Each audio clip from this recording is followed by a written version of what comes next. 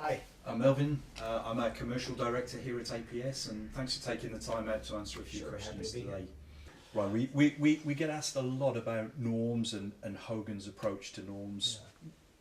Please, can you tell me a little bit about the approach? Yeah, sure. So, I mean, in general, we have two kinds of norms, right? So we have a global norm, which we tend to prefer. That's the default that we would like people to be on if they're not on anything else. And our global norm is built on a really large sample, starting with over millions of people. Now, the actual normative sample that we use to build the norms isn't quite that large. We stratified from millions of people down to a much smaller sample that's representative of the globe.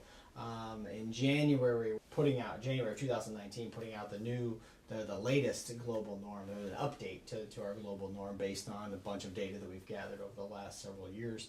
And so that's probably the sort of default norm that I think people should choose, unless you are in a country where you have lots of data. And then in that case, we're talking about the other kind of norm, which is local norms.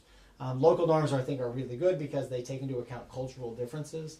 And so we think those are an important one to take into account as well, particularly if you're in a culture that looks a little bit differently from other cultures in terms of the global norm. It's probably important to go with a local norm there. We try to have people update those as often as they want to, really. Typically, you want to get probably a few thousand cases in before we really want to consider updating a local norm. And so we try to put those on sort of a regular schedule, a regular timetable of when those should be updated.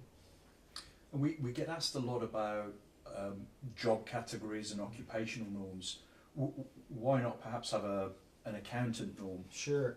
Yeah, so I mean, the problem with an occupational norm is that people tend to select occupations based on their own personalities. They figure out which occupations they're best suited for, and they try to select those. And so when you start norming on that occupation, you end up having this sort of selection bias. So for like an accountant norm, accountants tend to be more lower on sociability, for example, and higher on prudence.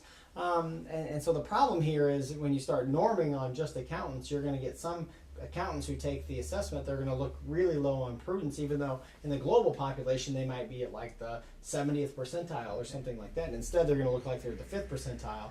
And then when if that accountant gets feedback or something on the report, they're going to say, this doesn't sound like me at all, because I'm not a low prudence person, I'm a high prudence person. And so when you get to that level of norming, you're not really, to me it's not really a norm. It's not really comparing you to some broader population. It's comparing you to a very narrow group, and then the scores you get aren't really reflective of who you are. Okay, thanks.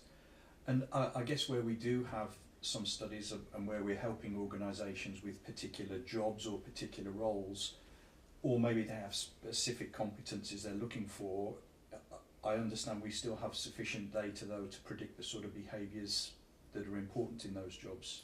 Sure. I mean, competency mapping is really one of our specialties. We do this all the time.